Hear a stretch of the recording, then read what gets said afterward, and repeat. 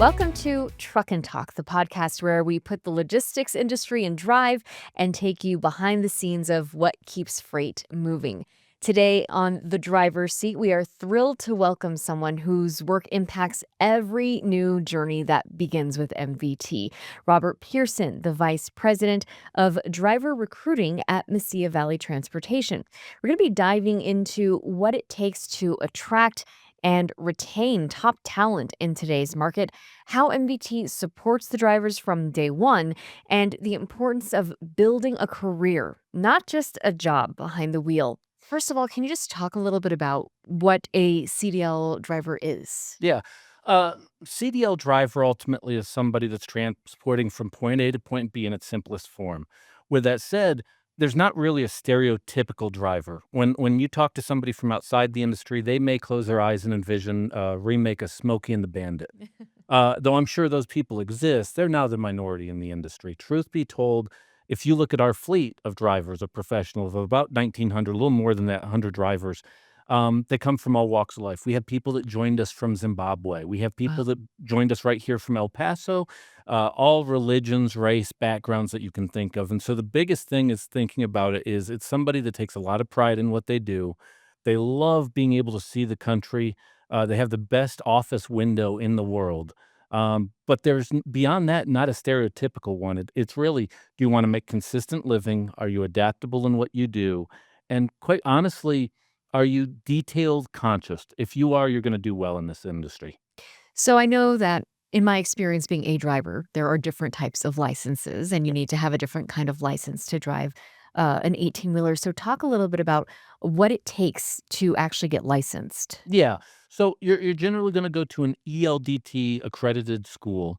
Length of that school depends on one school from the next. We have a really good partnership here in El Paso with Western Tech. They do a great job of training. There's other schools that maybe don't do such a great job of training, and then they're in a hurry to get you out of their program as quick as possible. There's others that take a considerable amount of time. Once you get past the trucking school, you technically can get your CDL. I would not call yourself a driver at that point. Most of people that get out of school can't pass a backing test. They have to be trained, or in our case, mentored. So they're going to work with a mentor that is extremely safe, has a great background with us, and they're going to be there for about 60,000 miles. It's not till you really get to that 1 year mark that the rest of the industry opens up to you. When you're a student or inexperienced, a lot of companies can't hire you at that point because you're an insurance liability. From a salary standpoint, you're the industry's cheapest drivers. From a liability standpoint, you're the industry's most expensive driver. Mm. Once you get to that year, and I will tell anybody, be it with MVT or any company, if you can avoid any tickets, accidents, and you can get to that year mark, about 90% of the industry now opens up to you and your life changes dramatically, both in terms of compensation, but the variety of jobs that you can then pursue. Mm. So how long do you think it takes? You mentioned a year. Is that how long it takes to gain the experience that maybe a company like MVT would want to have someone on staff like that? Yeah, if it's not an experienced driver, we'll take somebody with 6 months, but the industry definitely changes for them. Now, our program's a little bit different. We're much more focused on career development than many of our peers. So with 6 months, you are still learning, but I would argue most of our drivers are still learning on the job 5, 10, 15 years later. If you look at some of our best drivers, Robert Sandoval as an example. He's somebody that's, won the fuel economy bonus for 5 years. His biggest claim to fame is all the people he's trained along the way, and he continuously, like a sponge, takes in information. So that process never truly ends, though. Mm. So talk about just what kind of products drivers are usually hauling. Yeah, for us, it's general commodities, so we're not requiring hazmat endorsement. The nice thing with us is they aren't broker loads, they are direct customers, many of these customers that we've had relationships going with on decades at this point. Wow. So the convenient thing for our drivers is if you go into one of our shippers, they've seen an MVT truck before. They are not surprised to see you. It adds to a little more stability in terms of how much you can make, as well as the enjoyment of the job. You're going to interact with our customers in a much different manner than if 90% of your loads come off a broker board someplace. You mentioned about money. Let's talk about money right now. So what makes being a CDL driver lucrative? Yeah. I think it's the nature of the work combined with the compensation potential and ultimately the career path.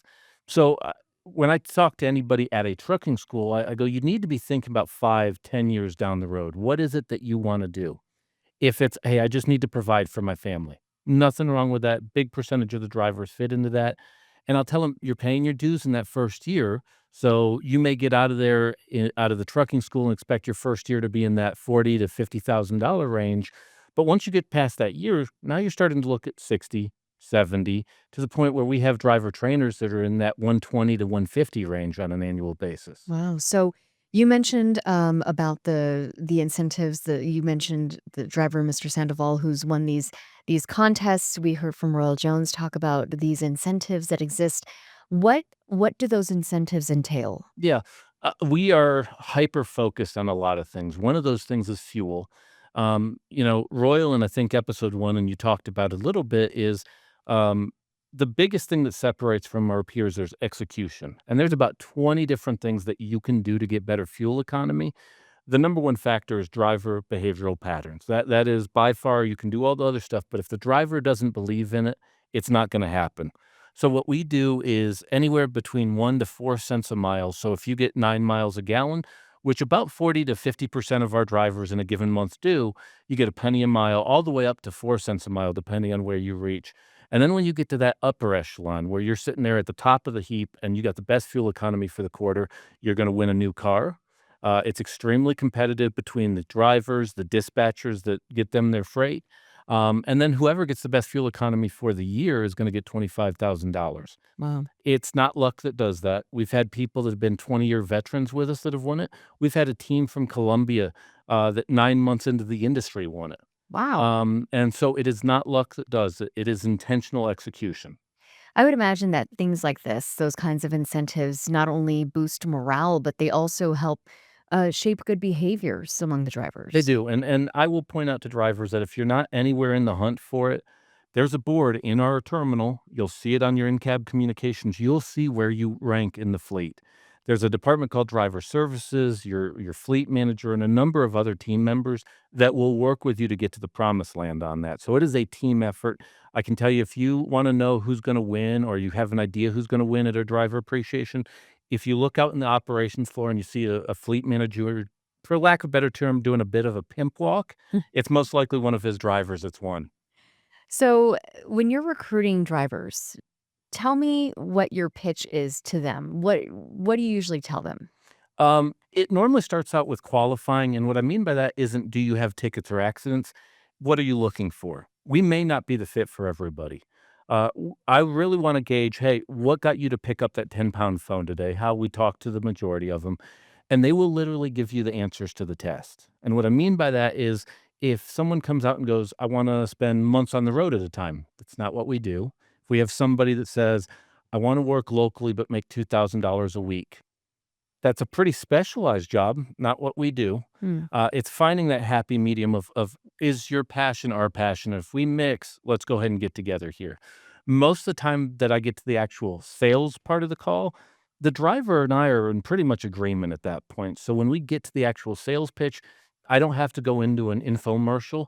We're generally aligned. So you mentioned things that you are not. So what is Mesilla Valley Transportation? What does an average day for a driver look like? Yeah.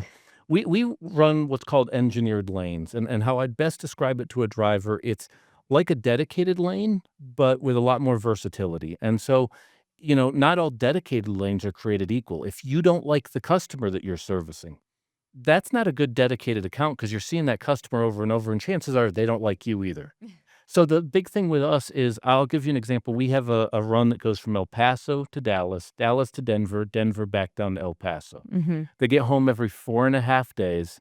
It's a consistent home time. So the driver likes it because they can tell their spouse or significant other, I am going to be home on this day. Hmm. There's about 18 to 20 customers that are in that triangle, so to speak. And so they're going to see the same customers over and over. In that case, if you don't get along with one of the customers, there's 18 other customers that you're going to be interacting with. From a consistency of pay standpoint, it's nice. So again, unless you're independently wealthy, you're doing this job because you wanna make some money. And so the nice part with something like that is, week in, my paycheck's gonna be consistent, and that's a really hard thing for a driver in this industry. If you looked at driver salaries in 2022 when freight's going through the roof, Mhm. everybody's making money. Mhm. A year later, you look at our industry, and there's a whole lot of calls I'm getting in recruiting from other drivers going, "I'm broke. What happened?" Mm. Now, in all fairness, you don't have time to study economics while you're in the truck driving. The nice thing here is that pay is going to be consistent. So when I say if you're on an engineered lane and you're making $1,600 a week, for everybody that worked that full week, about 90% of them are going to be in that $1,600 range. That's really unique to our industry. It allows drivers to budget better, make long term plans. That's very unique in our industry. Um, if you look at a lot of companies, you'll see a lot of haves versus have nots. Mhm. And it's not healthy for the fleet. It's why, just like Royal talked about in episode one, you have these companies with 120, 125% turnover. Mhm. And it's normally a story of the haves versus the have nots that causes that. So, talk about how difficult, if it is, uh, to recruit drivers. How hard is it? And I ask this because I think about, you mentioned, COVID and the pandemic and how things had changed. I think a lot of industries struggle to get people in the door. How hard is it for you to get drivers? The type of driver changed significantly. If you look pre-COVID in 2019, the average age of a truck driver was 56. Today, the average age is 45. Wow. That's a huge swing in the other way Yeah. after COVID. So that was a considerable change for us. It made the driver much more technology advanced. So the conversations with the driver get into equipment a lot more than they did pre-COVID. Mm. It is really identifying what your mutual interests are. Royal kind of talked a little bit there in episode one as far as the numbers, and what it is essentially I got to kiss 50 frogs to find my prince, Mm. or whichever way you want to look at it. And I think that's a good way to look at it. Some of it is us saying, hey, we don't want to move forward. Some of it's the driver coming to that realization that I don't want to move forward. Um, with that said, a good recruiter is empathetic, probably has 49 calls that they're not feeling satisfied with, but when they talk to that 50th individual, they have to start fresh as though that's the first person they've talked to today. So it makes it a challenge for a recruiter. It's not a job as a recruiter for somebody that doesn't have a thick skin. It's okay to be told no. Being told no is a good thing. And so we really work hard at really trying to set up a long-term relationship with a driver. And that's the thing that you have to avoid, I'd argue, in any sales role, is you do not want to get into I got to close, I got to close, I got to close. You want to have a conversation of how, not how I get you into orientation, but how do I make you a coworker 5, 10 years from now? And I think that goes back into what Royal was talking about, the high turnover that you mentioned in other industry or in other companies, but not necessarily here at MBT. Yeah. I think a lot of that can be attributed to we're obsessed about executing. And just like with the MPG, part of it is obsessed with the driver experience from beginning to end. So, as an example, I can tell you that our onboarding experience ranks much higher than it did 3, 4 years ago for drivers coming on board. With that said, we still invested the time and effort to have a secret shopper come through as a driver from beginning to end, from recruiting to the hotel to the point of being hired. And the reason we do that is you can't really ever be satisfied. You have to constantly get better and more aggressive at how do we execute better. Mhm. It's utilizing our drivers' opinions to get better. So when a driver joins us, we have a company called Hello Retention that will literally touch base with that driver every single week. Their sole job is to identify problems. So if a driver, as an example, says, I don't like this, Mm.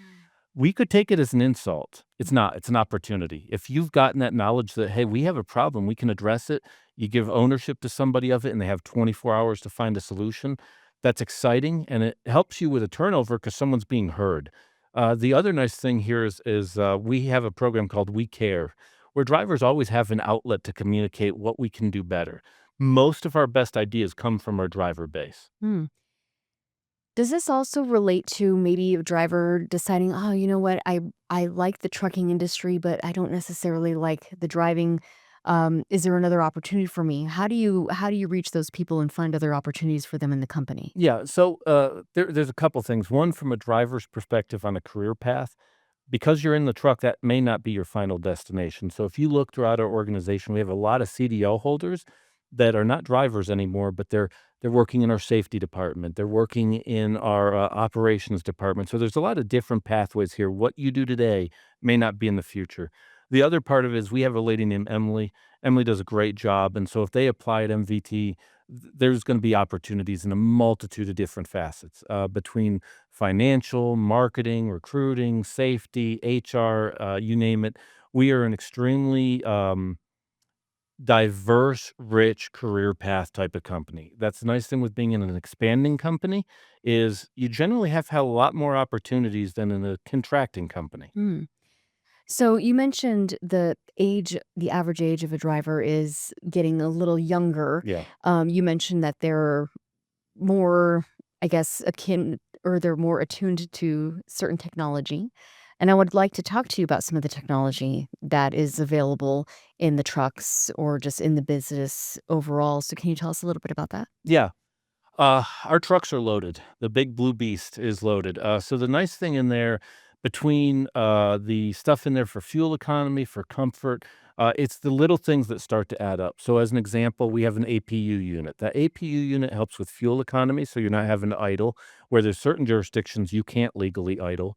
Mm. So it adds to comfort, but the use of that allows you to live a healthier lifestyle on the road, as an example. So it's already set up that if you want to plug in a refrigerator and eat in the truck instead of eating a truck stop meal, it makes a big difference. Nothing against the truck stops, but you do not want to eat that 3 times a day, 7 days a week. Right. Um, Between the keeping in your lane, the avoidance systems, the aerodynamics of the truck, the thing is loaded. And so I will tell you that we have a video that would be really great to run during one of these with Joe Zimmerly, where he goes from the truck from top to bottom. That is a great 3-minute plug that we ought to use. Wow. That's really cool. So, It's not often that the recruiter gets tongue-tied, though. Sorry about that. that's okay. This is still kind of a new experience, right? It is. So talk a little bit about the people that you speak to as a recruiter and who you think thrives in this profession. Somebody with a little ambition and somebody who's adaptable. And what I mean by that is there's a lot of the drivers that are coming to work for us over the next 12 months don't know that they're coming to work for us yet. I don't even know they exist yet. Mhm. It is discovering somebody that is on the road looking for a change if they're an experienced driver. It is somebody that when we normally talk to them, it's a moment of crisis. They're tired of their job, things aren't working out financially, and it's really having that discussion that maybe a week earlier they didn't want to have that discussion.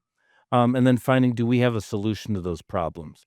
And like I said, it comes from all walks of life. One of the things that's interesting in our industry, as an example, is a lot of people, when they picture a truck driver, don't think of women. Mm. That base of drivers is growing rapidly. So about a decade ago, that was 8% of drivers. It's now 17% of drivers. Wow. One of the hindrances in bringing women into our industry, quite frankly, was schedule more than anything else. Mm. Schedule played a major role in that. In our position, having these engineered lanes, of being able to have that predictability on when you'll be home, you're starting to see a higher percentage of women entering the industry, and specifically with MVT.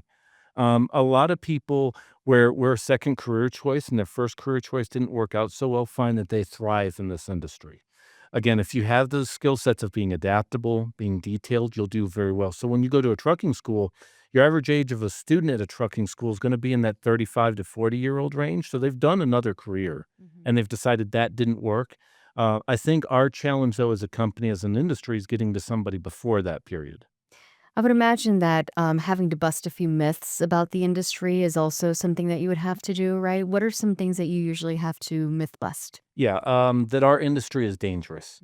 Mm. We're unique from a company standpoint. We have in our industry, we have what's called CSA, and it's basically 7 categories, and it's essentially safety metrics.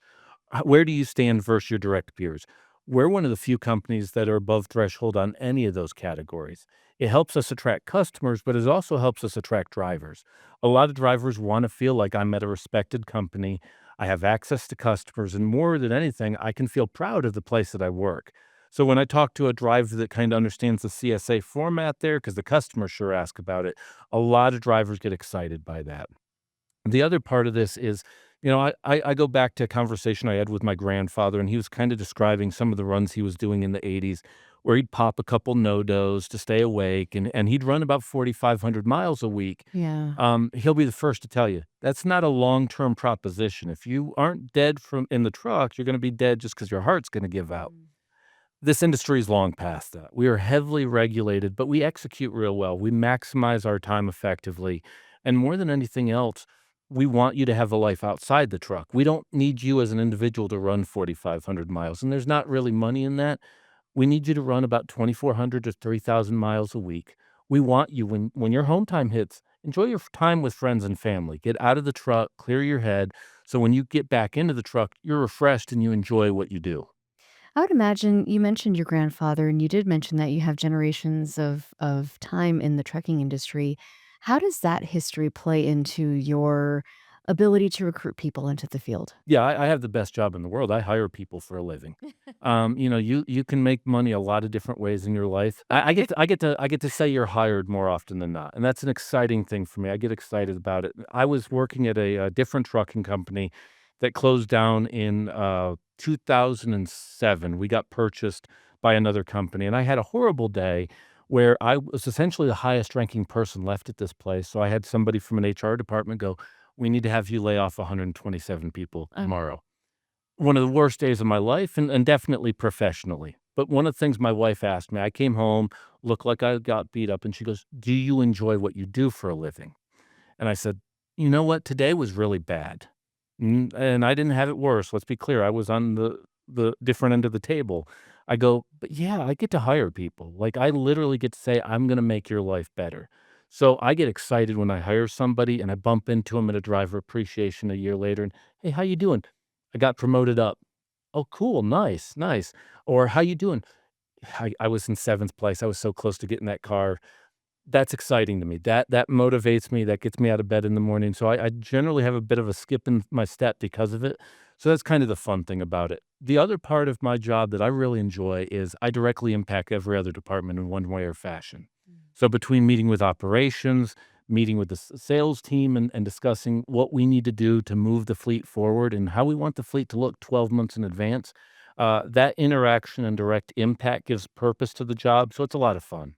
so what kind of advice would you give to someone who is considering a career but is unsure? Um I would say this industry offers a lot of variety. There's a lot of different people in our company, and very different people in this company. I like the fact that we are the ultimate barometer for the economy. When things are going well, when things are changing, when things are evolving, we get to see it normally 6 months in advance compared to a lot of other industries. That's exciting to me. I think no matter what you do for a living, you want to know that I have a purpose. Just not just inside the walls of the truck or inside the walls of the building, but above and beyond. I think you can be braggadocious about working at MVT. And that was going to be kind of my ending question here, which is what makes MBT such a strong option for someone who's looking to start their career as a driver? Um, we wanna be perfectionists in an imperfect world, and so what I mean by that is we're constantly trying to get better at it. We're trying to be a better workforce for our employees. We're trying to service our shippers in a very competitive industry, but be the best at it. We wanna get the best fuel economy. We wanna run the most attractive lanes, and this obsession with executing separates MVT. There's about 75,000 different DOT numbers out there at any given time. If you compare us to any of the other top 100 transport topic companies, I would argue that we execute better than any of them. Wow. Well, I feel like I've been recruited for the last, Great. 30 minutes. Orientation starts next week. I'm looking forward to it. Let's go. Well, Robert, thank you so much for talking about this and talking about your role here at MBT. It's been great. Yeah, I appreciate it. Excited to see episode 3. Yeah, for sure. So that brings us to the end of this episode of Truck and Talk. And again, a huge thanks to Robert Pierson for giving us a closer look at the driver recruiting process and what it takes to build a successful team at MBT. And whether you're thinking about joining the company or just curious about what happens behind the scenes, we hope you got some valuable insight. And make sure to subscribe so you do not miss what's coming down the road. Until then, stay safe, stay sharp, and keep on trucking.